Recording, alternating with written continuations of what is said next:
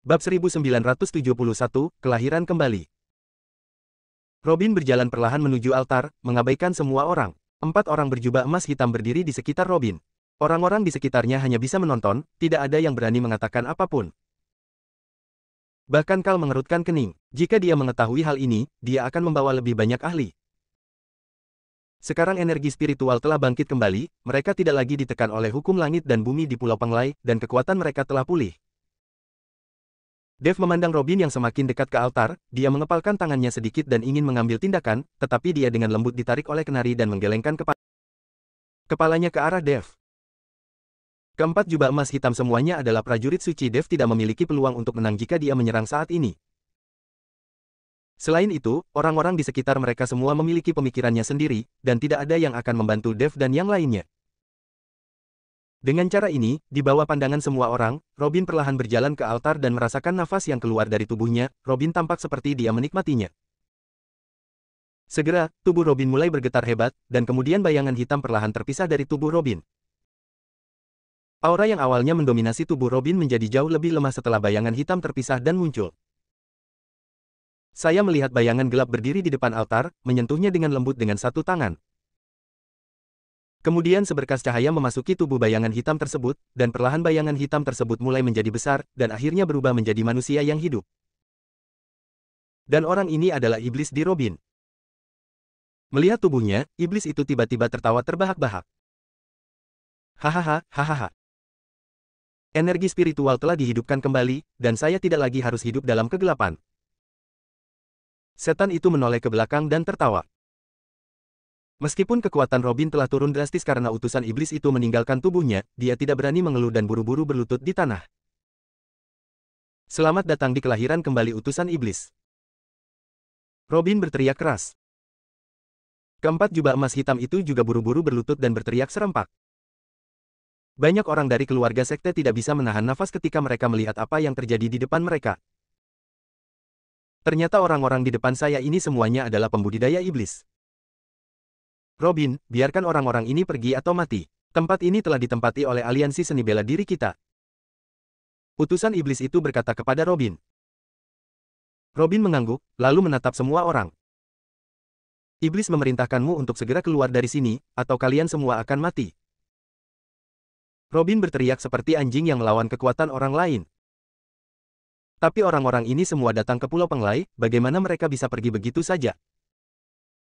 Melihat tidak ada yang bergerak, Robin berkata dengan ekspresi dingin, aku hanya memberimu waktu 1 menit.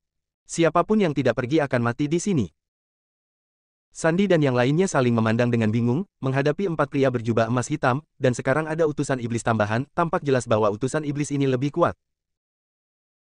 Mereka tidak bisa mengalahkan satu sama lain apapun yang terjadi, apalagi mereka bertarung sendirian dan hati mereka tidak selaras. Apa yang kamu katakan terlalu besar. Setelah mengatakan itu, Kal memimpin orang-orang dan berjalan maju perlahan. Aura santo bela diri terpancar dari tubuhnya tanpa malu-malu. Bahkan beberapa pengikutnya berada di puncak Wuhou Agung. Begitu kekuatan seperti itu keluar, semua orang terkejut, tak satu pun dari mereka menyangka bahwa di antara kelompok orang-orang mereka, sebenarnya ada master tingkat suci bela diri yang tersembunyi. Robin mengerutkan kening ketika dia melihat Kal keluar. Dia tidak pernah berpikir bahwa Martial Saint akan muncul di kerumunan ini. Namun, hanya Kal yang memiliki kekuatan seorang suci bela diri, jadi Robin tidak takut. Tapi yang membuat Robin aneh adalah hanya ada sedikit orang suci bela diri di seluruh dunia seni bela diri, dan jubah emas hitam ini tidak akan pernah mampu mengembangkan kekuatan orang suci bela diri jika bukan karena sekte hati iblis di belakangnya. Mereka. Tapi Kal di depannya berasal dari keluarga manakah? Dia sebenarnya adalah seorang Martial Saint di usia yang begitu muda. Tepat ketika Robin bingung, utusan iblis itu tersenyum dingin dan berkata, seorang tuan muda dari benteng bulan sabit berani berdiri dan mengucapkan kata-kata kasar. Bahkan jika ayahmu Lu Buwei datang, dia tidak berani kentut. Bab 1972, ini akan runtuh. Kal memandang utusan iblis itu dengan heran, dia tidak mengerti bagaimana pria di depannya tahu bahwa dia adalah tuan muda tertua benteng bulan sabit, dan dia juga mengenal ayahnya. Ketika mendengar kata benteng bulan sabit, Sandy terkejut, dia buru-buru melangkah maju dan memberi hormat pada Kal. Sandy dari keluarga Reimana telah bertemu tuan muda Kal. Kal tertegun sejenak, memandang Sandy, sedikit mengernyit dan berkata, siapa kamu? Kembali ke Tuan Muda Kal, keluarga Raimana kami adalah juru bicara keluarga Istana Gerhana Ungu. Saya mendengar penguasa istana mengatakan bahwa Istana Gerhana Ungu dan Benteng Bulan Sabit adalah teman keluarga, dan dia memberitahu kami bahwa ketika kami bertemu orang-orang dari Benteng Bulan Sabit, kami harus perlakukan satu sama lain dengan sopan. Tanda seru petik 2. Sandi menjelaskan. Ketika Kal mendengar ini, dia menyadari bahwa Sandi adalah juru bicara keluarga Istana Gerhana Ungu. Kalau begitu, itu bagus. Jika kamu dan aku bergabung, bukan berarti kita tidak bisa bertarung. Kal berkata dengan gembira. Jika ini masalahnya, jika mereka ditambah Sandi dan yang lainnya menghadapi Robin dan yang lainnya, mereka belum tentu kalah. Saat ini, ketika Dev di samping mendengar kata Istana Gerhana Ungu, wajahnya langsung berubah jelek. Karena dia tahu bahwa ibunya dipenjara di rumah Zixiao, tetapi yang tidak diketahui Dev adalah bahwa setelah Esther memasuki rumah Zixiao, dia diperlakukan dengan sangat baik setiap hari. Dibandingkan dengan ketika dia berada di keluarga panjang, dia tidak melakukannya. Aku tidak tahu seberapa jauh lebih baik. Melihat ekspresi Dev, Efron mengetahui alasannya dan dengan lembut menarik lengan baju Dev. Dia takut Dev akan menjadi impulsif dalam situasi ini, tidak peduli pihak mana yang diserang Dev, itu akan menjadi yang paling tidak menguntungkan. Sandi sama sekali tidak mengetahui dendam antara Dev dan Istana Gerhana Ungu, jadi dia menoleh ke arah Dev dan berkata, Dev, sekarang semuanya sudah seperti ini, kenapa kita tidak bergabung untuk menanganinya? Dengan orang-orang dari aliansi seni bela diri ini. Saya tahu Anda juga memiliki hubungan dengan mereka. Kebencian abadi. Sepertinya pacarmu masih di tangan mereka kan? Apa kamu tidak ingin membalaskan dendam pacarmu? Jika Sandi ingin menang atas Dev, dia hanya perlu bergabung dengan Dev. Jumlah mereka banyak sekali, dan Kal juga seorang ahli bela diri. Jika terjadi perkelahian, diperkirakan Robin dan para orang lain tidak akan mengambil banyak keuntungan. Oke, aku berjanji, kita akan bergandengan tangan. Meskipun Dev memusuhi Istana Gerhana Ungu, dia masih rasional sekarang, hanya dengan bekerja sama dengan Sandi dia dapat memiliki kesempatan untuk menghancurkan altar. Huff, Dev, jangan berpikir jika kamu bergabung, kamu memiliki kekuatan untuk melawanku. Robin mendengus dingin. Berhenti bicara omong kosong dan ambil tindakan. Kal tahu bahwa dia tidak bisa menunda terlalu lama, lagi pula mereka semua bersatu demi kepentingan mereka sendiri. Kalau lama-lama kemungkinan besar akan berantakan. Sekarang mereka hanya bisa bertarung bersama, dan orang-orang ini tidak punya pilihan selain bertarung mati-matian. Setelah mengatakan itu, Kal langsung menuju ke arah seorang pria berjubah emas hitam, mereka berdua adalah orang suci bela diri, dan Kal sama sekali tidak takut padanya. Saat Kal mengambil tindakan, para pengikutnya yang tergesa-gesa juga mengambil tindakan, dan Sandi serta orang-orangnya juga bergerak maju. Tuan Kenari, Saudara Jiang, Anda juga harus mengambil tindakan. Dev mengangguk ke arah mereka berdua, lalu mereka berdua bergabung dengan kelompok pertempuran. Dev, sebaliknya, sedang menatap altar dan mencari kesempatan untuk menghancurkannya. Hanya saja utusan iblis itu berdiri di depan altar, tidak bergerak, dan tidak peduli dengan kenyataan bahwa Robin dan 4 pria berjubah emas hitam dikepung. Dia hanya menjaga altar untuk mencegah siapapun mendekat. Untuk sesaat, seluruh reruntuhan terguncang, dan bebatuan beterbangan. Namun, tidak ada yang berani menggunakan seluruh kekuatan mereka saat ini. Jika pertempuran keras seperti itu menyebabkan seluruh reruntuhan runtuh, maka tidak ada satupun dari mereka yang bisa melarikan diri. Namun meski semuanya tertahan, retakan mulai muncul di seluruh reruntuhan, dan bebatuan terus berjatuhan. Tuan Waskita, Efron, bawa orang-orangmu dan segera pergi, tempat ini akan runtuh. Setelah melihat ini, Dev buru-buru menyuruh mereka membawa orang keluar dari sini. Bab 1973, tunggu apa lagi? Dev, apa yang harus kamu lakukan? Mia bertanya pada Dev. Aku baik-baik saja, batu kecil ini tidak bisa menyakitiku. Kalian harus segera pergi. Desak Dev. Tuan Dev, hati-hati. Setelah mengatakan itu, Waskita menarik Mia dan berlari keluar. Saat ini, banyak orang juga bereaksi, melihat reruntuhan yang akan runtuh, dan mulai berlari keluar. Tapi koridornya sempit dan tidak banyak orang yang bisa melarikan diri. Untungnya, Dev memperingatkannya sebelumnya, dan Waskita serta Efron kehabisan. Gemuruh. Tanah berguncang dan gunung-gunung berguncang beberapa saat, lalu bebatuan mulai berjatuhan di area yang luas. Pada saat ini, semua orang berhenti dan berlari keluar satu demi satu, dan Kenari serta Diki juga mendatangi Dev. Tuan Dev. Diki sangat bingung saat melihat Dev tidak kehabisan. Tuan Kenari, terserah Anda apakah kami akan dihancurkan sampai mati. Dev tersenyum pada Kenari dan berkata, ini hal yang sangat kecil, sangat sederhana. Saya melihat Kenari mengeluarkan beberapa jimat dan secara acak menggambar beberapa goresan pada jimat tersebut. Kemudian dia melemparkannya dengan keras, dan beberapa jimat mulai berputar di atas Dev dan yang lainnya. Batu-batu besar yang terus berjatuhan di atas langsung diblokir.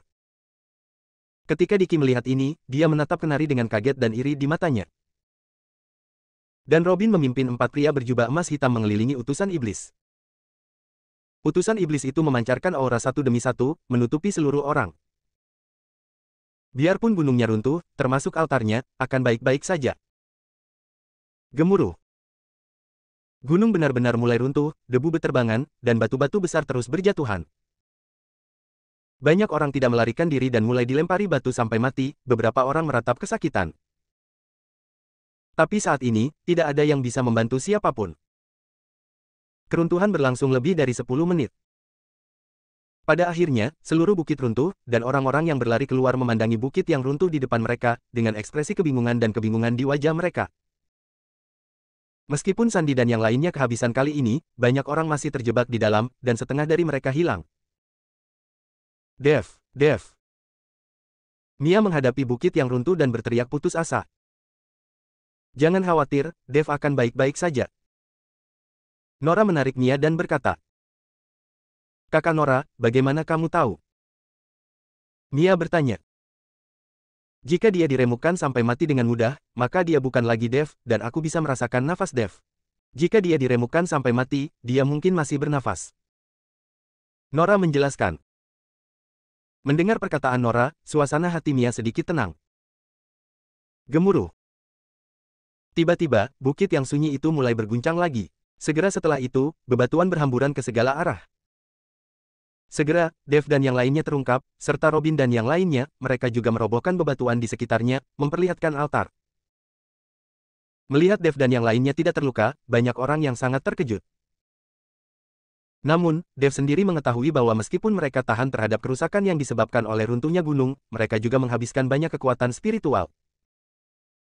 Hal yang sama juga berlaku untuk lawannya, apakah itu utusan iblis atau 4 jubah emas hitam, mereka tidak akan lebih mudah saat menahan runtuhnya gunung. Sandy, jika kamu tidak mengambil tindakan sekarang pada kesempatan seperti ini, tunggu apa lagi? Apakah kamu ingin menunggu mereka mendapatkan kembali kekuatannya? Dev berteriak pada Sandy, yang terlihat bingung. Baru kemudian Sandy bereaksi dan melirik ke arah Kal. Kal juga mengerti maksud Dev. Lalu dia mengangguk, dan sekelompok orang menyerang Robin dan yang lainnya lagi. Robin membawa 4 pria berjubah emas hitam dan segera merespon tantangan tersebut. Terlihat jelas aura keempat pria berjubah emas hitam kali ini jauh lebih lemah. Tampaknya menahan keruntuhan gunung barusan juga menghabiskan banyak tenaga. Namun meski begitu, utusan iblis itu masih tetap berada di dekatnya, masih berjaga di depan altar, sehingga Dev tidak punya kesempatan untuk mengambil tindakan. Kenari melihat pikiran Dev, jadi dia berkata, Dev, aku akan memancing iblis tua itu pergi, dan kamu pergi serang altar. Setelah mengatakan itu, sebelum Dev dapat berbicara, Kenari melompat dan menuju ke arah utusan iblis itu. Bab 1974, 10.000 jimat kembali ke klan. Menghadapi utusan iblis, Kenari tidak berani gegabah sama sekali, dia menghembuskan seluruh nafasnya, dan lusinan jimat padat di tubuhnya tiba-tiba tersebar, lusinan jimat itu seperti bilah tajam, bergerak menuju iblis. Iblis itu sudah pergi. Wan Fu kembali ke klannya. Kenari berteriak keras dan menggunakan keahlian seumur hidupnya. Dia harus menahan utusan iblis dan menyediakan waktu untuk Dev, semua orang melihat keterampilan unik Kenari dan tidak bisa tidak kagum. Bahkan Dev pun terkejut, dia tidak menyangka bahwa Kenari, yang begitu riang sepanjang hari, sebenarnya bisa memiliki keterampilan yang luar biasa. Namun terlihat bahwa ini adalah jurus nekat yang dilakukan Kenari, karena setelah jurus tersebut tidak akan ada lagi jimat yang ada di tubuh Kenari, dan bagi seorang ahli jimat, tanpa jimat yang ada di tubuhnya berarti harimau tersebut hilang gigi. Mantra yang padat, dengan aura menakutkan yang tak ada habisnya, bergerak menuju utusan iblis, dan langsung mengepung utusan iblis itu. Ketika Robin melihat pemandangan ini, wajahnya menjadi sedikit jelek, karena dia juga dapat melihat bahwa gerakan ini sangat kuat, jika utusan sihir tidak dapat melawan, maka mereka akan ada di sini. Tetapi utusan iblis itu tersenyum dingin, dengan ekspresi jijik di wajahnya, meskipun puluhan jimat telah mengelilinginya, utusan iblis itu bahkan tidak panik sama sekali, dan bahkan tidak bergerak. Kamu berani memamerkan keterampilan sepele seperti itu di hadapanku, kamu benar-benar tidak tahu bagaimana hidup atau mati. Setelah mengatakan itu, utusan sihir itu melambai dengan ringan. Gelombang ini tidak mengandung nafas, dan bahkan tidak ada yang bisa merasakan kekuatan di dalamnya. Melihat pemandangan ini, semua orang tidak tahu apa yang akan dilakukan utusan sihir itu, bahkan Dev tidak memahami kekuatan gelombang utusan sihir itu. Namun saat ini, kenari yang dekat dengan utusan iblis tersebut mengubah wajahnya secara drastis, karena ia benar-benar dapat merasakan tekanan yang luar biasa, seolah-olah sebuah gunung besar sedang datang ke arahnya. Di matanya, satu sapuan utusan ajaib sudah cukup untuk memindahkan gunung dan memenuhi lautan, tapi orang lain tidak bisa merasakannya. Ini menunjukkan betapa menakutkannya kekuatan iblis ini. Segera setelah itu, semua orang melihat tubuh kenari terbang mundur seperti layang-layang yang talinya putus, dan puluhan mantra meledak dan terbakar seketika, langsung berubah menjadi abu dan tertiup angin tanpa bekas. Dan dari awal sampai akhir, utusan sihir itu berdiri diam dan hanya melambaikan tangannya dengan lembut. Tuan Kenari. Patua Kenari. Dev dan Luna bergegas maju. Mata Luna penuh kekhawatiran, dia melangkah maju dan memeluk kenari erat-erat, air mata mengalir di wajahnya. Batuk, batuk, batuk. Kenari terbatuk 2 kali, lalu berkata kepada Dev, "Dev, iblis ini terlalu kuat. Temukan kesempatan untuk melarikan diri. Kamu bukan tandingannya." Dev sedikit mengernyit. Meskipun dia tahu bahwa utusan iblis itu kuat, dia tidak bisa membiarkan orang-orang ini menduduki altar. Kalau begitu, akan lebih mustahil baginya untuk menyelamatkan Yuki. Tuan Kenari, mohon perhatikan dengan tenang dan jangan khawatir tentang hal itu. Setelah Dev selesai berbicara, dia berkata kepada Luna, "Kamu dapat membantu Tuan Kenari kembali ke istana." Luna mengangguk dan ingin membantu Kenari pergi, tetapi Kenari tidak pergi dan berkata kepada Luna, "Saya baik-baik saja, saya tidak bisa mati. Bagaimana saya bisa rela mati dengan kecantikan cantik seperti Anda oleh sisiku? Biarkan aku tertinggal." Melihat nyawa Kenari memang tidak dalam bahaya, Luna tidak bisa menahan diri untuk tidak memutar matanya ke arahnya, sudah seperti ini, dan dia belum serius. Dev mengeluarkan pedang pembunuh naga dan menatap utusan iblis itu dengan dingin. Namun saat Dev hendak menyerang utusan iblis itu, tiba-tiba sekelompok orang melancarkan serangan bunuh diri terhadap utusan iblis itu. Ciri yang paling jelas dari orang-orang ini adalah kepalanya yang botak. Bab 1975, Penghancuran Diri Secara Kolektif. Sekilas Dev dapat mengetahui bahwa ini adalah 18 arhat yang dibawa oleh Sandi. Sandi menganggap 18 arhat ini sebagai kartu trufnya, jadi dia tidak pernah menyentuhnya. Ini hanyalah rahasia kecil yang ada dalam pikiran Sandi. Dia hanya berpikir bahwa setelah perang, dia masih memiliki kekuatan yang bisa bertarung. Sekarang kedua belah pihak menemui jalan buntu, Sandi memutuskan untuk membiarkan 18 arhat mengambil tindakan dan merebut altar. Dan 18 arhat ini juga merupakan pelayan paling mematikan di keluarga Raimana, jadi sekuat apapun musuh yang mereka hadapi, selama ada perintah, mereka harus menyerang. Menghadapi masuknya 18 arhat secara tiba-tiba, utusan iblis itu masih memiliki ekspresi tenang di wajahnya, dia lajang dan terbawa di belakangnya, dan seluruh tubuhnya penuh momentum. Dia tidak menganggap serius orang-orang ini sama sekali. Dev juga sedikit terkejut, iblis ini jelas sangat kuat, jadi mengapa Sandi mengirim 18 arhat untuk mati? Namun segera, Dev mengerti. Saya melihat mata 18 arhat ini penuh dengan keganasan, energi dan darah di tubuh mereka melonjak, dan bahkan pakaian mereka robek, memperlihatkan kulit mereka yang kuat. Boom! Ternyata ke-18 arhat ini berencana meledakkan diri dan menggunakan cara ini untuk menghadapi utusan iblis tersebut. Semua orang kaget, Anda harus tahu bahwa 18 arhat ini semuanya berada di tahap tengah Dauhou, dan mereka masih memiliki kekuatan di tahap selanjutnya. Tidak ada perbedaan antara penghancuran kekuatan ini dan bom. Terlebih lagi, ada begitu banyak orang yang menghancurkan diri sendiri bersama-sama, kekuatannya bisa dibayangkan. Mundur! Sandi berteriak, lalu semua orang mundur. Karena kekuatan yang dibawa oleh penghancuran diri, saya khawatir seluruh gunung akan rata. Kalian cepat mundur.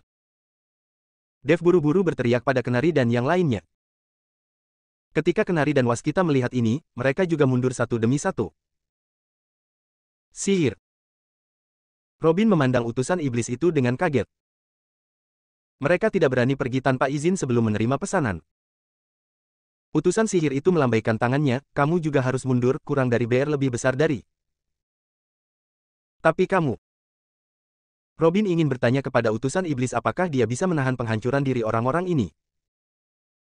Jangan khawatir, orang-orang ini tidak bisa berbuat apa-apa padaku. Sudut mulut iblis terangkat, wajahnya penuh penghinaan. Setelah melihat ini, Robin buru-buru mundur bersama 4 pria berjubah emas hitam. Segera, semua orang di bawah bukit lari, hanya Dev yang masih berdiri di sana, seolah menunggu sesuatu.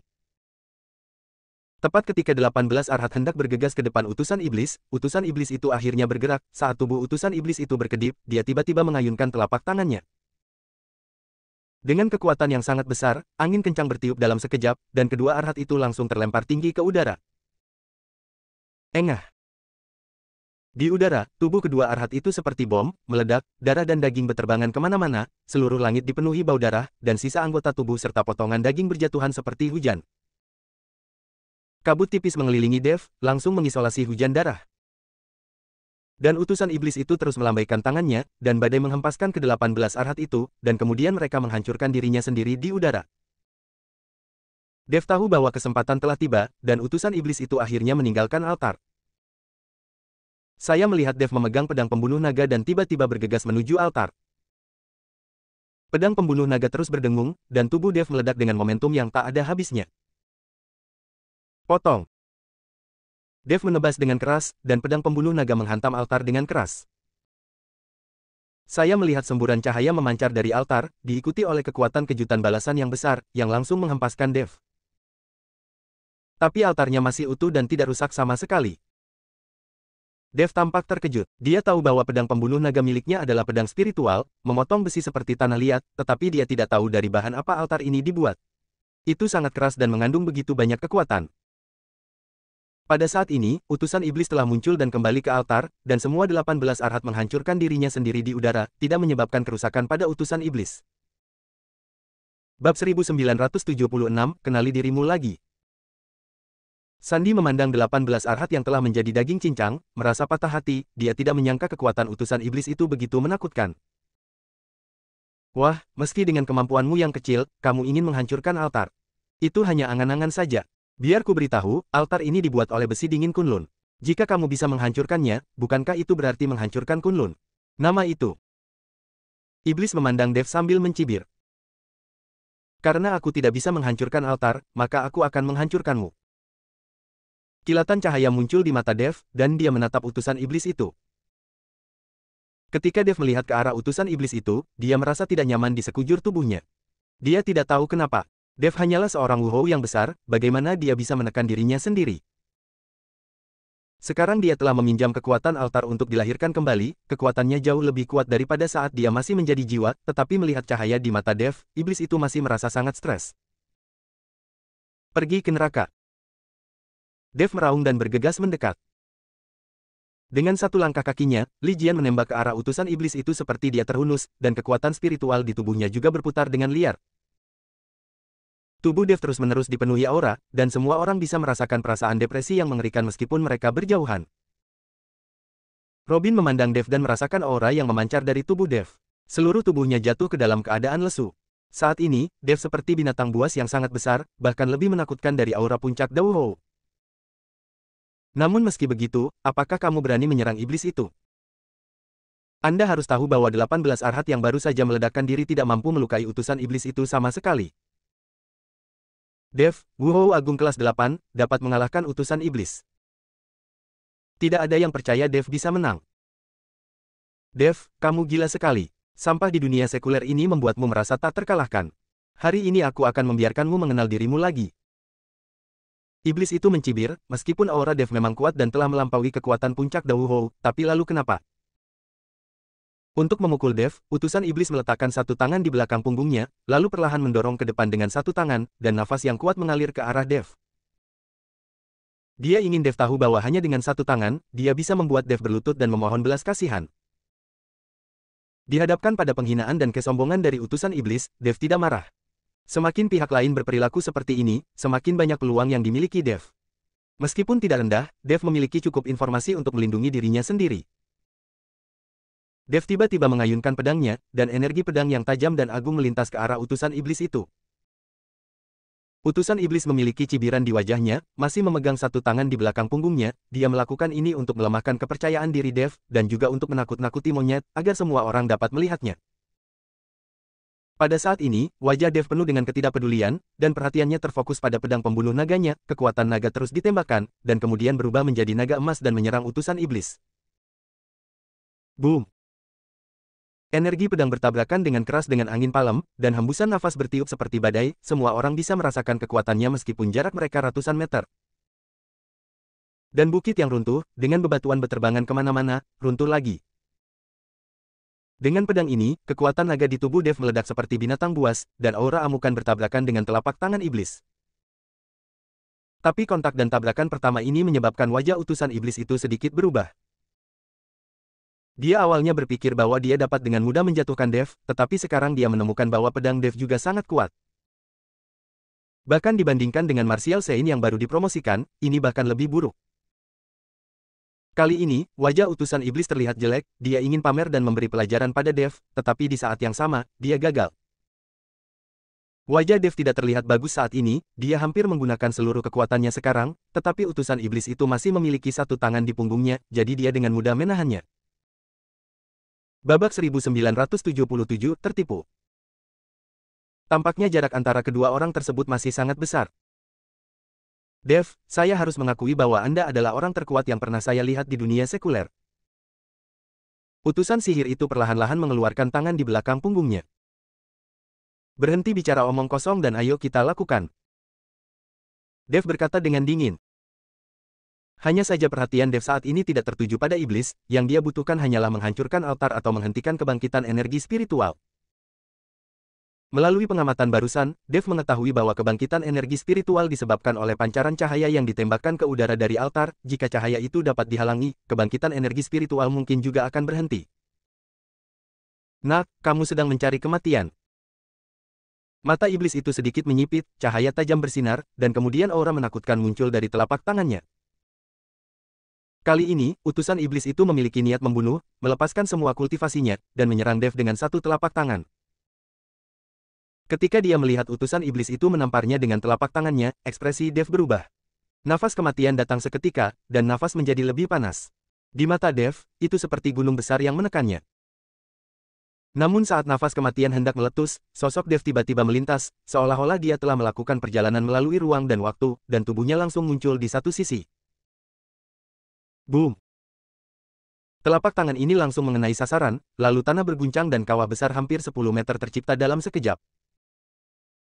Semua orang melihat ke kawah besar yang tercipta akibat pemboman tersebut, dan wajah mereka sangat jelek. Jika ini menimpa seseorang, bahkan jika Dev kuat secara fisik, dia mungkin tidak akan mampu menahannya. Telapak tangan ini menyentuh udara, dan iblis itu tertegun sejenak, dan kemudian tatapan serius muncul di matanya. Tapi Dev mengabaikannya, dan langsung mengaktifkan tubuh emasnya yang tidak bisa dihancurkan. Seluruh tubuhnya terbungkus sisik emas, lalu dia melompat, lalu menebas ke arah altar dengan pedangnya. Hah, sudah kubilang, kamu tidak bisa menghancurkan altar ini.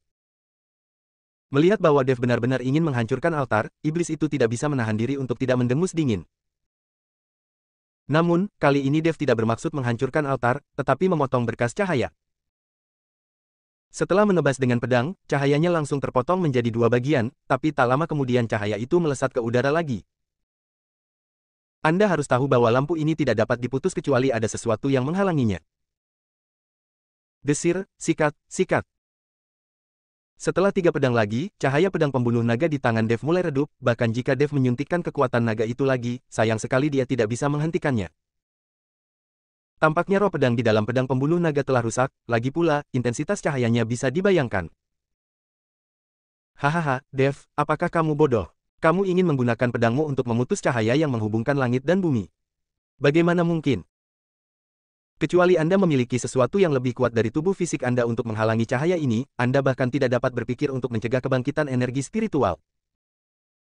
Ketika iblis itu melihat bahwa Dev tidak ingin menghancurkan altar, dia ingin mematikan lampunya. Itu sungguh menggelikan. Bagaimana cahaya bisa terputus jika tidak dihalangi oleh sesuatu? Kata-kata utusan iblis itu langsung mengingatkan Dev pada tubuh iblis darah di cincin penyimpanannya. Tubuh iblis darah jauh lebih kuat dari tubuhku, dan itu pasti mampu menghalangi cahaya. Memikirkan hal ini, Dev mengeluarkan tubuh iblis darah langsung dari cincin penyimpanan. Banyak orang yang terkejut saat melihat Dev mengeluarkan mayat dari udara, lagi pula banyak orang yang tidak mengetahui keberadaan tubuh Blood Demon. Dan ketika utusan iblis itu melihat Dev mengeluarkan tubuh iblis darah itu, ledakan kegembiraan dan kegembiraan muncul di dalam hatinya, tetapi dia hanya dengan sengaja menjaga wajah tetap lurus dan menunjukkan ekspresi panik. Dev melemparkan tubuh Blood Demon ke arah altar, dan benar saja, tubuh tirani Blood Demon langsung memblokir cahaya.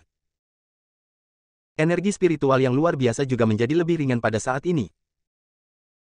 Ketika utusan iblis melihat bahwa Dev telah ditipu, dia sangat bersemangat. Tiba-tiba semburan cahaya putih mulai muncul di telapak tangannya. Dev tidak berani gegabah dan buru-buru menyingkirkan pedang pembunuh naga, bersiap untuk menerima telapak tangan utusan iblis itu. Bab 1978, Setan Darah terlahir kembali. Telapak tangan ilahi Morok. Iblis berteriak keras, dan aura di tubuhnya meledak seketika, angin kencang menderu, dan langit seketika menjadi gelap. Segera, telapak tangan seperti gunung jatuh dari langit dan langsung menuju ke arah Dev. Tubuh Dev tertutup ratusan meter jauhnya kali ini, hampir mustahil bagi Dev untuk menghindar seketika. Semua orang melihat ke arah telapak tangan seperti bukit di depan mereka dengan kaget, dan mereka semua tercengang. Satu demi satu, mereka tidak bisa menahan diri untuk terus mundur, mereka bisa merasakan nafas yang dibawa oleh telapak tangan itu. Bahkan Martial Saint tidak berani mengatakan bahwa dia memiliki kemampuan untuk menahan telapak tangan yang begitu menakutkan. Wajah Kal sangat jelek, dia tidak pernah mengira bahwa para pembudidaya iblis di dunia sekuler bisa memiliki kekuatan yang begitu menakutkan. Dev. Mia berteriak sambil mengatupkan kedua tangannya erat-erat dengan keringat di telapak tangannya, dia mengkhawatirkan Dev. Dev diselimuti telapak tangan ini, seluruh wajahnya penuh keganasan, dan cahaya dingin di matanya terus berkedip, dia tahu apakah dia bisa menahan pukulan ini adalah yang paling kritis. Tinju cahaya suci. Dev juga berteriak keras, dan bayangan tinju yang bersinar dengan cahaya keemasan langsung diayunkan ke udara. Tapi saat tinju hendak bertabrakan, tiba-tiba kedua aura menakutkan itu menghilang. Utusan iblis melihat ke udara dengan kaget, dengan ekspresi tidak percaya di wajahnya. Yang juga luar biasa adalah Dev, tinju cahaya suci miliknya juga berisi semua kekuatannya, tapi menghilang begitu saja tanpa suara. Saat keduanya terlihat bingung, mereka mendengar suara retakan. Kakak. Dev dan utusan iblis semuanya mengikuti suara tersebut dan tiba-tiba menemukan bahwa altar yang awalnya sangat keras mulai retak. Tetapi tubuh iblis darah sebenarnya berdiri tegak saat ini, dan seluruh tubuhnya terbungkus cahaya. Brak! Altarnya hancur seketika, cahayanya menghilang, dan tubuh iblis darah berdiri tegak saat ini, dan tubuhnya mulai memancarkan aura. Dev melihat pemandangan di depannya dan tertegun sejenak, tidak mengerti apa yang terjadi. Tetapi ketika utusan iblis melihat ini, dia langsung terkejut dan buru-buru berlutut di tanah. Murid memberi penghormatan kepada Lord Blood Demon. Begitu utusan iblis itu berlutut, Robin segera berlari bersama 4 pria berjubah emas hitam dan berlutut di depan iblis darah. Pada saat ini, Blood Demon masih melayang di udara, tidak bergerak, tapi ada cahaya di matanya. Apa masalahnya? Dev mengerutkan kening.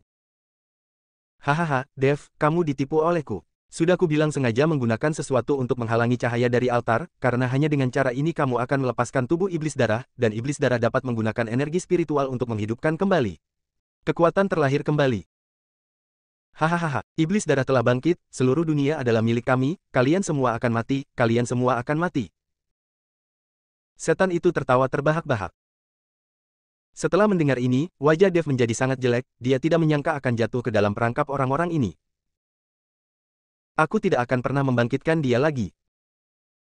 Mata Dev menyipit dan dia berencana untuk menghancurkan tubuh iblis darah secara langsung. Namun sebelum Dev dapat mengambil tindakan, aura yang menembus langit dan menjadi sangat mendominasi langsung menyelimuti seluruh pulau Penglai. Aku melihat Blood Demon tiba-tiba mengangkat tangannya, dan ombak besar melonjak dari laut di kejauhan. Hanya nafas ini yang membuat Dev jatuh ke tanah dengan bunyi gedebuk, bahkan orang lain yang jauh pun jatuh satu demi satu. Beberapa orang dengan kekuatan rendah dihancurkan sampai mati setelah nafas ini. Terlebih lagi, Blood Demon hanya mengangkat tangannya sedikit dan meledak dengan kekuatan yang begitu menakutkan. Para murid menyambut kelahiran kembali Lord Blood Demon. Seluruh tubuh iblis itu gemetar karena kegembiraan. Blood Demon perlahan jatuh dari udara, dan hanya menatap semua orang dengan matanya, jadi semua orang merasakan tekanan yang belum pernah terjadi sebelumnya. Blood Demon tidak menunjukkan ekspresi sama sekali, semua orang menundukkan kepala, dan tidak ada yang berani menatap langsung ke mata Blood Demon. Hanya Dev yang berusaha keras untuk mengangkat kepalanya dan melihat Blood Demon. Blood Demon juga melihat ke arah Dev, tapi matanya tidak bernyawa. Babak 1979, memalukan. Klan naga yang sombong tidak akan menundukkan kepalanya, tapi itu baru ribuan tahun. Kapan putra naga menjadi begitu lemah? Blood Demon memandang Dev dengan sedikit kebingungan di matanya. Kamu bilang aku naga? Dev bertanya dengan cepat ketika dia melihat Blood Demon mengatakan ini. Dev sedikit bersemangat saat ini, mungkin dia bisa mengetahui identitasnya dari darah iblis, dan bahkan tahu siapa ayahnya. Tapi iblis darah itu menggelengkan kepalanya, kamu belum menjadi naga. Bagaimana bisa naga asli menjadi lemah sepertimu? Tapi tinju cahaya suci yang baru saja kamu gunakan bagus. Itu adalah keterampilan rahasia iblis tua. Bagaimana kamu mempelajari tinju cahaya suci yang asli ini? Gorevin bertanya pada Dev. Iblis tua, Dev tidak tahu apa itu iblis tua. Dia hanya mempelajari tinju cahaya suci di menara penekan iblis. Pada saat itu, ada secercah jiwa seorang lelaki tua yang akhirnya pergi.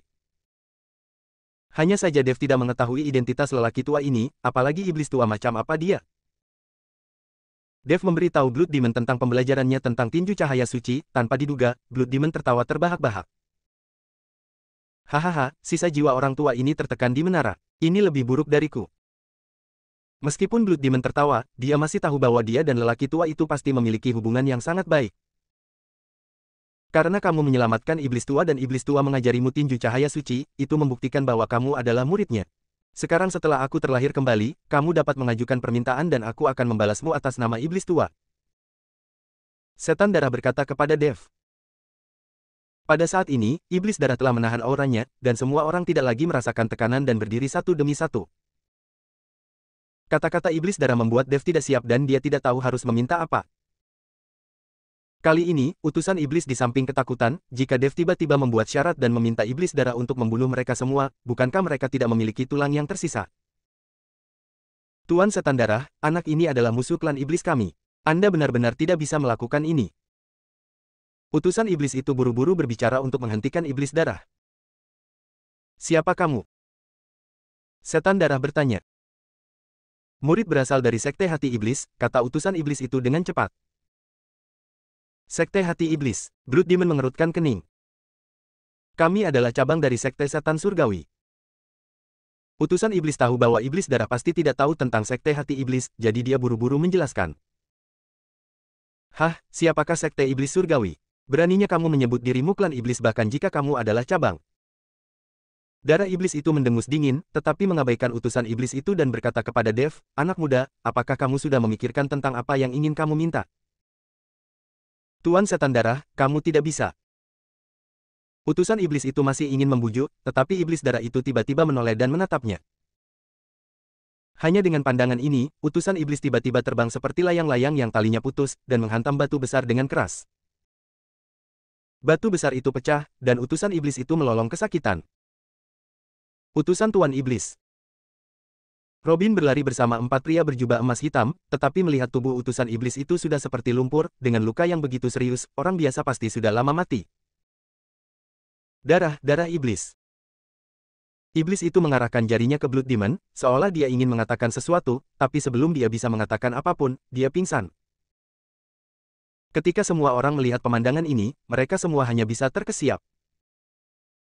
Anda harus tahu bahwa 18 Arhat baru saja menghancurkan dirinya sendiri, tetapi mereka tidak dapat melakukan apapun terhadap utusan iblis, tetapi iblis darah ini, dengan satu pandangan, membuat utusan iblis itu terlihat seperti ini. Begitu saja, menyebut dirimu klan iblis hanya membuatku malu, klan iblis. Blood Demon mendengus dingin, lalu mengulurkan tangan dan meraihnya ke udara.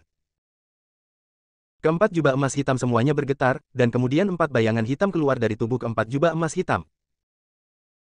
4 bayangan hitam melarikan diri ke 4 arah. Ini adalah jiwa dalam tubuh 4 jubah emas hitam, dan jiwa ini juga anggota dari Sekte Hati Iblis. Bab 1980, Rahasia Tersembunyi. Melihat keempat jiwa hendak melarikan diri, Blood Demon meremas dengan ringan, dan segera ruang di depan semua orang mulai terdistorsi. Rute pelarian keempat jiwa langsung diblokir, dan Blood Demon sebenarnya menganggap ruang itu sebagai beban dan terus menggosoknya, sementara keempat jiwa itu terjebak di ruang itu. Ini. Dev tercengang saat melihat pemandangan di depannya, dia tidak bisa membayangkan betapa menakutkannya kekuatan iblis darah ini. Keempat jiwa itu terus berjuang, namun segera berubah menjadi abu dan menghilang. Dan aura dari empat jubah emas hitam langsung melemah, dan mereka jatuh langsung dari kekuatan martial Sein ke Wuhou Agung. Sangat memalukan menggunakan teknik kepemilikan jiwa seperti ini. Setan darah itu tampak menghina. Robin hanya membawa empat pria berjubah emas hitam dan segera membawa utusan iblis itu pergi. Mereka tidak berani tinggal lebih lama lagi, jika mereka tinggal, Dev akan membiarkan mereka pergi bahkan jika Blood Demon tidak membunuh mereka. Setelah Robin dan yang lainnya melarikan diri, Blood Demon mengarahkan pandangannya pada Nora. Karena saat ini, hanya jiwa orang suci Istana Guanghan yang bersemayam di tubuh Nora. Merasakan mata iblis darah itu, Nora sangat ketakutan hingga dia buru-buru lari. Tapi percuma saja, aku melihat kilatan cahaya di mata darah iblis itu. Nora merasa pusing beberapa saat, dan jiwanya langsung keluar dari tubuhnya. Setan darah menangkap jiwa orang suci Istana Guanghan dalam satu gerakan. Ketika Dev melihat ini, dia sangat ketakutan sehingga dia akan berbicara, jangan biarkan iblis darah membunuhnya, tetapi iblis darah itu tertegun, melihat ke jiwa dan berkata, apakah kamu dari Istana Guanghan? Ya, saya adalah orang suci dari Istana Guanghan. Ketika Istana Guanghan kami diserang oleh iblis Anda, saya akhirnya melarikan diri dari Istana Guanghan, tetapi hanya sedikit jiwa saya yang selamat. Jiwa orang suci Istana Guanghan memelototi Blood Demon dan berkata, mereka, Istana Guanghan, mengikuti iblis pada saat yang sama. Iblislah yang disalahkan lagi. Untuk mengetahui penyebab perang antara dewa dan iblis, aku telah merencanakannya dan tidak punya pilihan selain menyegel diriku di sini. Kami para dewa dan iblis telah hidup damai dan harmonis selama ribuan tahun. Kenapa kami tiba-tiba memulai perang, menyebabkan seluruh dunia runtuh, tatanan runtuh, dan segalanya menjadi berantakan? Seseorang sudah memikirkan alasannya. Kata iblis darah dengan ekspresi marah. Ketika Dev mendengar ini, dia sangat terkejut dan berkata, iblis darah senior, apakah ada sesuatu yang tersembunyi dalam perang antara dewa dan iblis? Dev hanya mendengar tentang perang antara dewa dan iblis, tetapi dia tidak tahu persis mengapa hal itu terjadi dan mengapa menjadi seperti ini. Kamu hanyalah orang biasa sekarang, jadi apa gunanya memberitahumu? Sekarang setelah aku terlahir kembali, aku harus menyelidiki masalah ini dengan jelas dan jangan pernah membiarkan iblis disalahkan. Beberapa orang tua suku iblis kita telah disegel dan ditindas. Saya ingin mencari keadilan bagi suku iblis. Aura iblis darah mulai meningkat, dan orang-orang di sekitarnya sangat ketakutan hingga mereka mundur ke kejauhan. Dev memandang iblis darah seperti itu dan merasa bahwa iblis itu mungkin benar-benar telah dianiaya, dan mungkin memang ada rahasia di balik apa yang disebut perang antara dewa dan iblis. Jika Anda bukan iblis, Anda pasti keji seperti sekte roh iblis, banyak murid sekte yang baik. Jiwa orang suci Istana Guanghan juga tidak bersuara saat ini. Tiba-tiba Nora berteriak. Jiwa pada awalnya hilang, dan telah lama dimiliki oleh jiwa, dan sekarang jiwa tiba-tiba meninggalkan tubuh. Tubuh Nora tidak tahan sama sekali, setelah berteriak, Nora langsung jatuh ke tanah. Nona Nora. Saat Dev melihat ini, dia terkejut. Kalian pasti tahu kalau Tono menyerahkan putrinya kepada Dev dengan harapan Dev bisa memulihkan Nora, jika terjadi kecelakaan, Dev tidak akan tahu bagaimana menjelaskannya kepada Tono. Tetapi ketika Dev hendak keluar untuk memeriksa, dia melihat Blood Demon melambaikan tangannya, dan tubuh Nora berada di depan Blood Demon dalam sekejap. Blood Demon hanya melihatnya sekilas dan dengan lembut membelai kepala Nora dengan telapak tangannya, Nora langsung membuka matanya. Bab 1981, tidak bisa mengatakannya. Hanya saja jiwaku tidak utuh. Sekarang baik-baik saja. Kata iblis darah dengan tenang. Nora berdiri dan memandang Dev dan yang lainnya dengan bingung, meskipun dia memiliki kesan terhadap Dev saat ini, dia sepertinya tidak tahu apa-apa. Melihat hal tersebut, Waskita dan Mia buru-buru membawa pergi Nora. Nora masih ingat Waskita, lagi pula mereka semua adalah anggota keluarga Zefri. Bagaimana kabarmu, anak muda? Pernahkah kamu memikirkannya? Apakah kamu ingin aku mengajarimu keterampilan mental dan mengajarimu seni bela diri, atau kamu menginginkan senjata ajaib? Gorevin bertanya pada Dev. Tapi siapa tahu, Dev menggelengkan kepalanya. Dalam hal keterampilan, teknik kondensasi jantungnya adalah teknik abadi yang unggul. Dalam hal senjata magis, pedang pembunuh naga di tangannya juga merupakan pedang spiritual kelas atas. Melihat Dev menggelengkan kepalanya, Blood Demon sedikit mengernyit, apa sebenarnya yang kamu inginkan? Tidak ada satupun dari kami yang menginginkannya, aku hanya ingin tahu siapa ayahku, bisakah kamu membantuku? Dev memandang Blood Demon dan bertanya. Itu tidak mudah, kamu harus mengeluarkan setetes darah secara paksa. Kata setan darah dengan santai. Ketika Dev melihat ini, dia mengerutkan kening. Dari tengah alisnya, setetes darah perlahan merembes keluar, dan akhirnya melayang di udara. Setan darah mengulurkan jarinya dan kemudian dengan lembut menyentuh setetes darah. Setetes esensi dan darah itu langsung tersedot ke dalam tubuh iblis darah.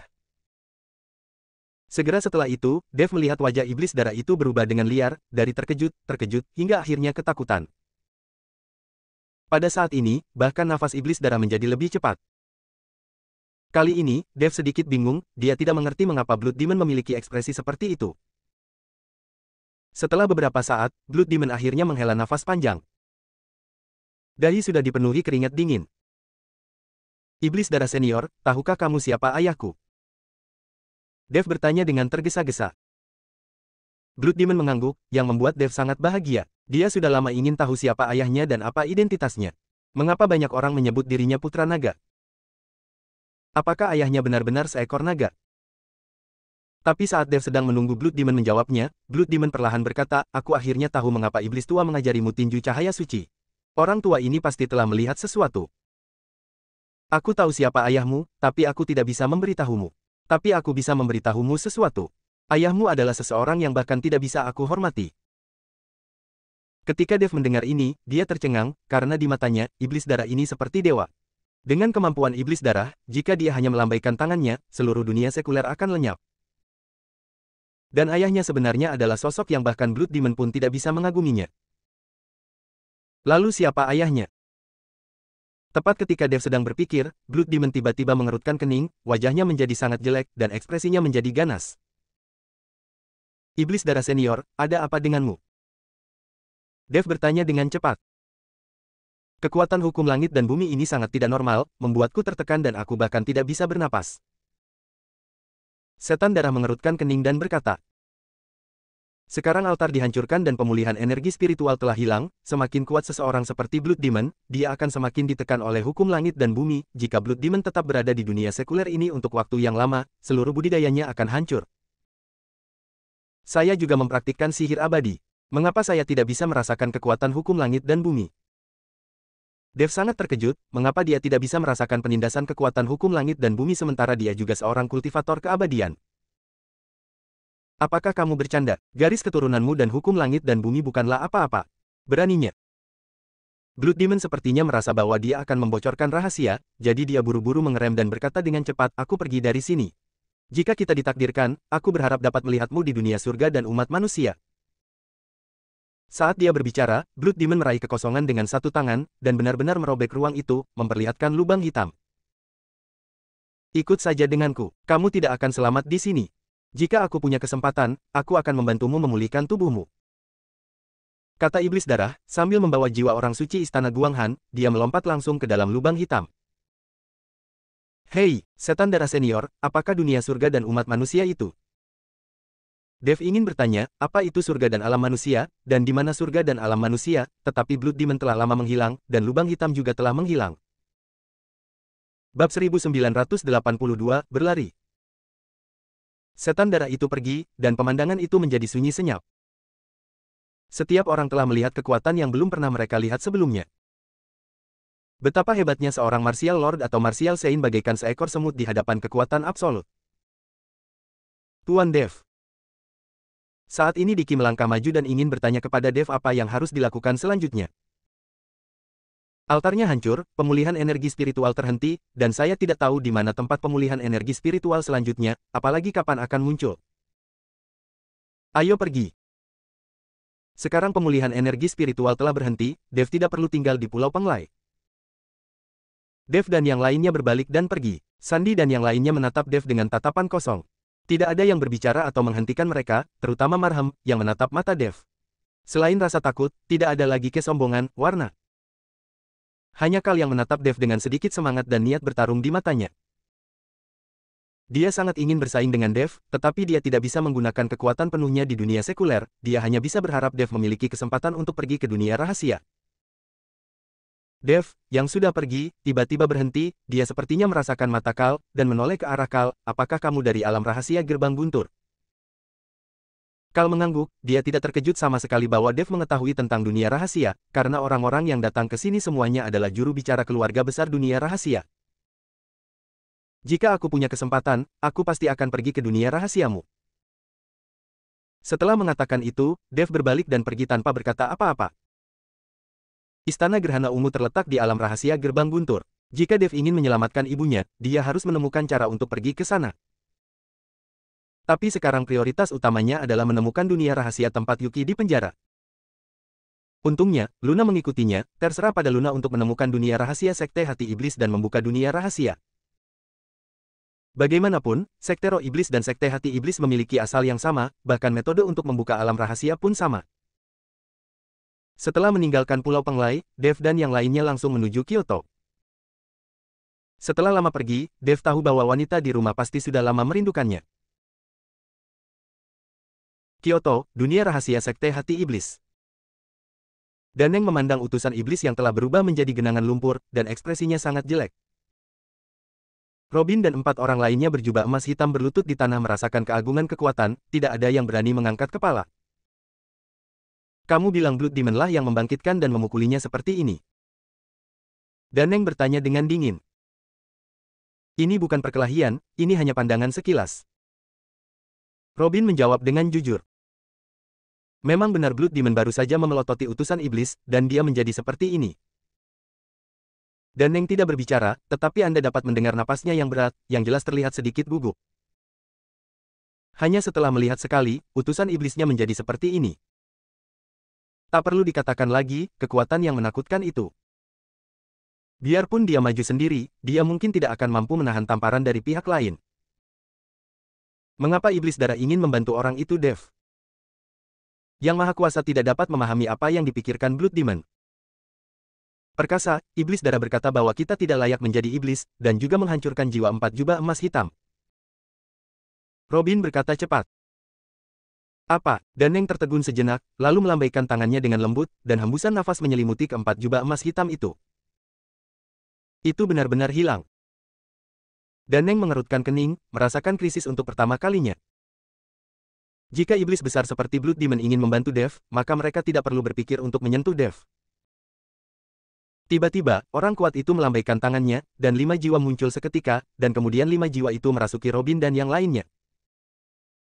Aku telah memanggil 5 jiwa lagi untukmu. Jangan khawatirkan Dev untuk saat ini.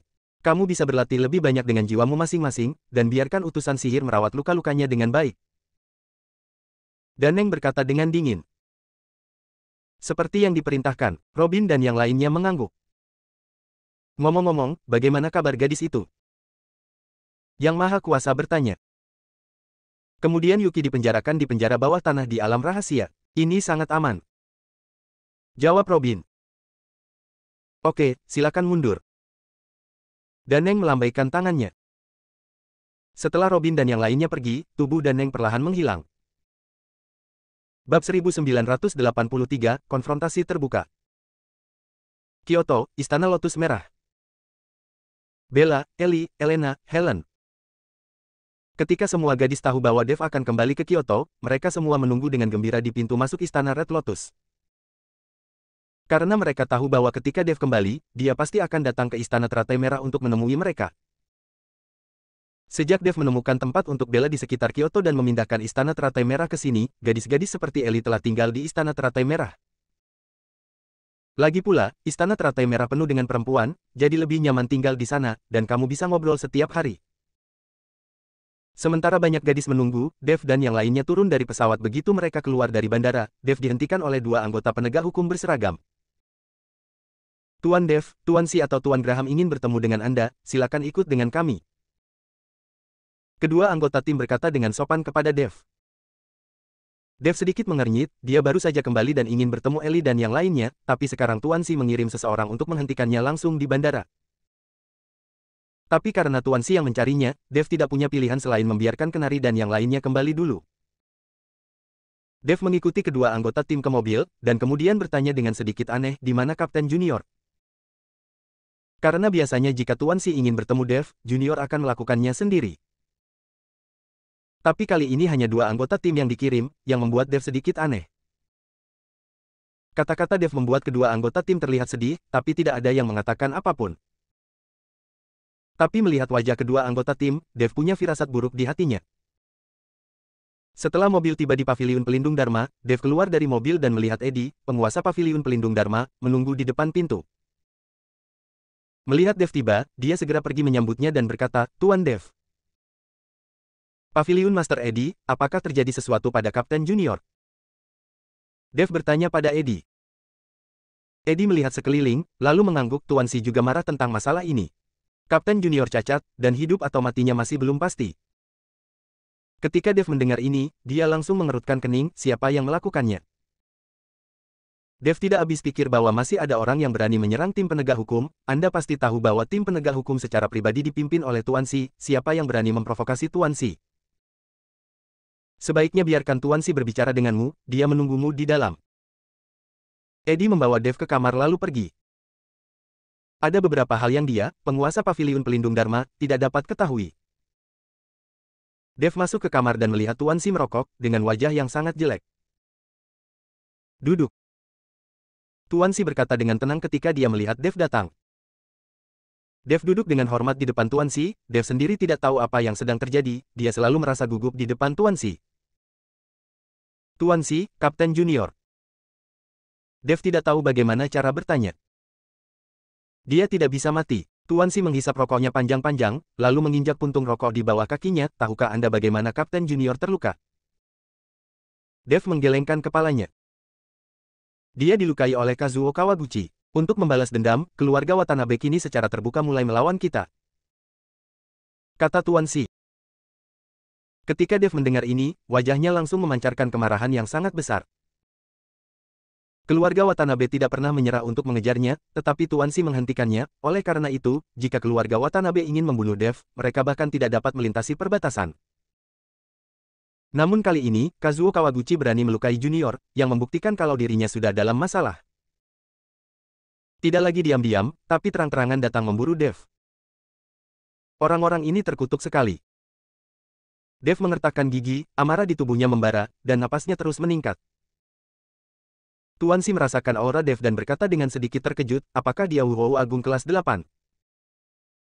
Dev mengangguk, lalu memberitahu Tuan Si tentang mendapatkan Polygonum Multiflorum berusia 10.000 tahun di Nanhu. Bab 1984, Alam Rahasia Tanpa Tuan. Setelah mendengar ini, Tuan Si hanya bisa menghela nafas. Obat Polygonum Multiflorum berusia 1000 tahun telah memungkinkan Anda dipromosikan ke peringkat ke-8 Wuhou Agung. Saya benar-benar tidak tahu bagaimana Anda akan berlatih di masa depan. Saya khawatir bahkan jika semua sumber daya diberikan kepada Anda, akan sulit untuk menerobos. Martial Sein. Sepertinya kamu harus pergi ke alam rahasia untuk berjalan-jalan, agar kamu bisa meningkatkan kekuatanmu. Dev sedikit terkejut. Tuan Si juga tahu tentang dunia rahasia. Melihat ekspresi Dev, Tuan Si tiba-tiba tersenyum. "Saya tahu lebih banyak daripada apa yang Anda lihat."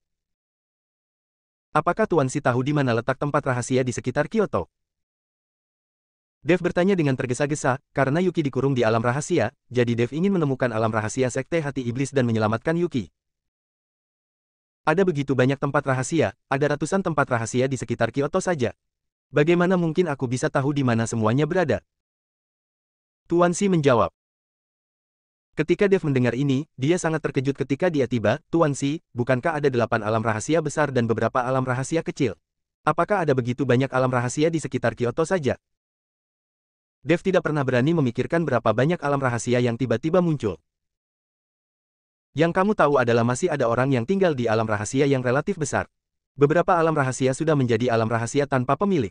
Orang-orang di alam rahasia telah mati, dan mereka telah menjadi alam rahasia tanpa pemilik. Namun, meskipun orang telah meninggal, sumber daya di alam rahasia masih ada. Begitu banyak alam rahasia yang tidak dimiliki telah menjadi tempat pertikaian bagi beberapa keluarga besar, tetapi alam rahasia ini sulit ditemukan." Tuan Si menjelaskan. "Alam rahasia tanpa pemilik. Bukankah itu milik siapapun yang menemukannya?" Dev bertanya dengan mata berapi-api. Jika ini masalahnya, maka Dev dapat menemukan dunia rahasia tanpa pemilik, dia dapat memindahkan gerbang naga dan bahkan istana teratai merah ke dalamnya, dan itu akan menjadi dunianya sendiri. Dan Dev telah menjadi penguasa sejati dunia ini. Hanya saja Dev sedang menikmati keindahannya, tapi Tuan Si menuangkan air dingin padanya. Secara teoritis, siapapun yang menemukannya adalah milik siapa, tetapi sangat sulit untuk menemukan dunia rahasia yang tidak dimiliki. Lagi pula, tidak ada seorang pun yang masuk atau keluar selama bertahun-tahun, dan tidak ada jejak sama sekali. Sejauh yang saya tahu, itu peluang menemukan dunia rahasia yang tidak dimiliki hanya 1 dalam 1000. Dan bahkan jika kamu menemukan alam rahasia yang tidak dimiliki dan menjadi penguasa alam rahasia, bisakah kamu menjaga alam rahasia itu?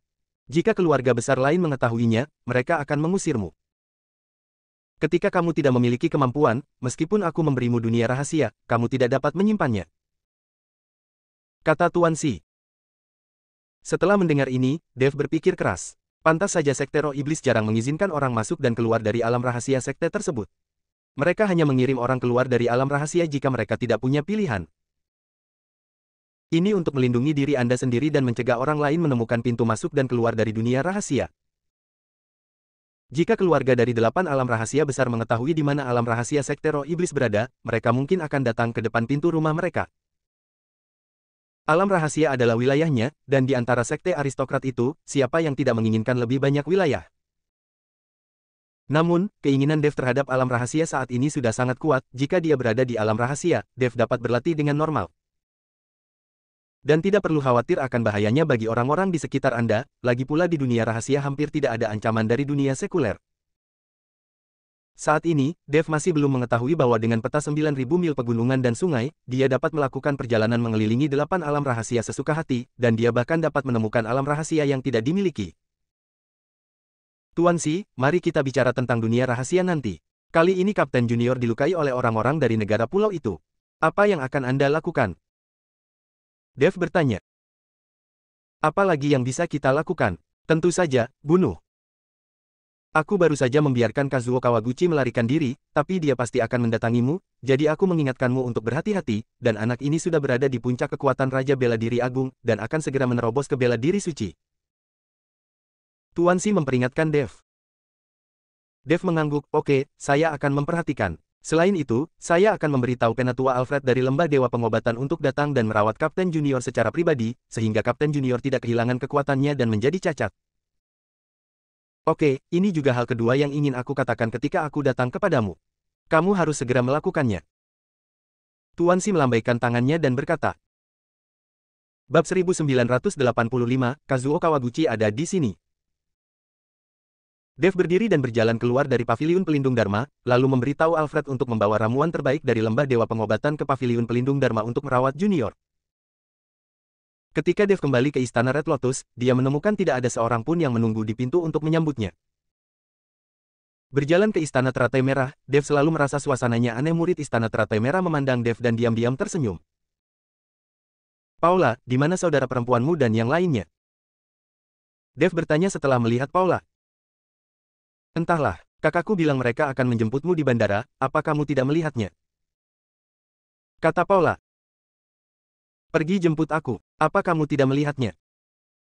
Setelah Dev selesai berbicara, dia berbalik dan pergi, dia ingin melihat apa yang terjadi. Namun begitu Dev berbalik, dia menemukan bahwa pintu Istana Red Lotus telah ditutup. Segera setelah Ellie, Bella dan gadis lainnya bergegas keluar. Kami sudah lama menunggumu, apa yang kamu lakukan? Sekelompok gadis mengepung Dev, menanyainya dengan keras. Hal ini membuat Dev bingung, mereka semua berkata bahwa menjadi hantu di bawah bunga peoni itu keren. Tapi menghadapi keindahan cantik ini, Dev hanya ingin segera melarikan diri. Setelah akhirnya menjelaskan dengan jelas, gadis-gadis ini melepaskannya.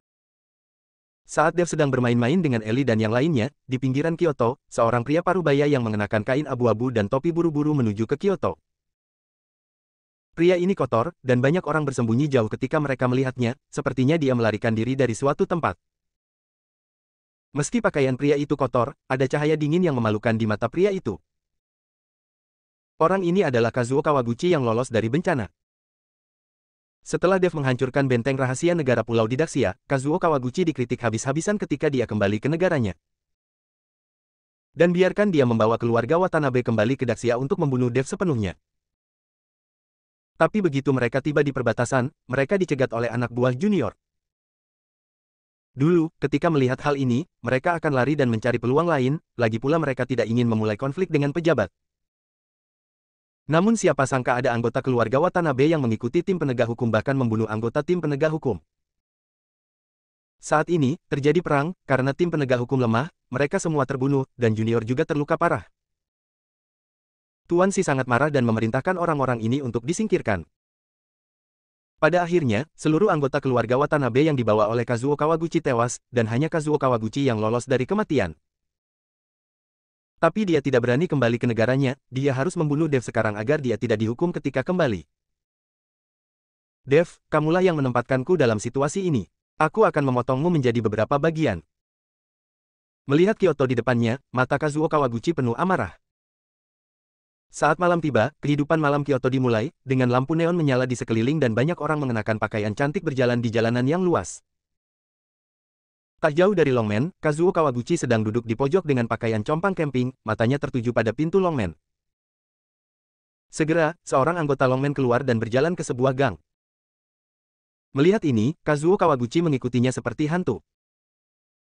Lalu terdengar teriakan di gang, dan Kawaguchi Kazuo keluar, sedikit mengernyit dan berkata, kalau begitu, Dev tidak ada di Longmen. Kazuo Kawaguchi masih belum tahu bahwa Dev ada di Istana Red Lotus dan tidak kembali pada malam hari.